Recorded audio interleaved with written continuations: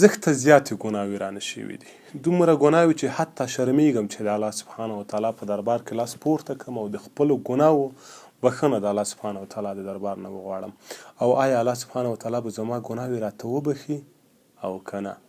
یو ډېر ښه پیشنهاد لرم، داسې یو پیشنهاد چې نه یوازې دا ګناه به تا ته بښل کېږي بلکې همدغه ګناه چې د تا نه شوې په نیکي به درته تبدیلېږي. سبحان الله.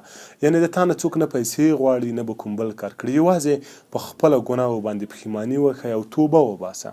کله چې تا توبه وایستله نه یوازې چې ګناه به درته وبښل شي بلکې همدغه ګناه به تا ته په اجر او ثواب او نیکۍ باندې تبدیلېږي. الله جل جلاله فرمایي وي موږ به تاسو ته بدۍ په نیکۍ باندې تبدیلي کړو. سبحان الله. اوس زما د تا وظیفه څه ده؟ زما خویندو ورونو، ځوانانو، مشرانو، کشرانو، حتی باباګانو، نن چې جوړ یې، روغ یې او الحمدلله د هر لحاظه یو آماده او کاکا او جانانه ځوان یې، راشه یوه د صدق توبه وباسه او لاس الله سبحانه وتعالی ته پورته که ووایه چې هر څه مې کړي وو نور بس دي. په همدغه ځای توبه وباسه.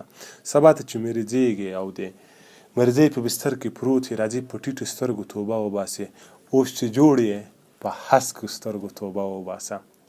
او نه یوازې چې الله سبحانه وتعالی به ګناهوې درته وبخي بلکې همدغه ګناه به تا ته په اجر او ثواب تبدیل شي. که تا یوه ګناه کړې وي، دوې دې کړې وي، درې دې کړې وي، حتی 1 لک 2 لکه تر 1 میلیون میلیارد دې کړې وي، همدا ګناه به تا ته په 1 میلیون یا 1 میلیارد اجر او ثواب باندې تبدیلېږي.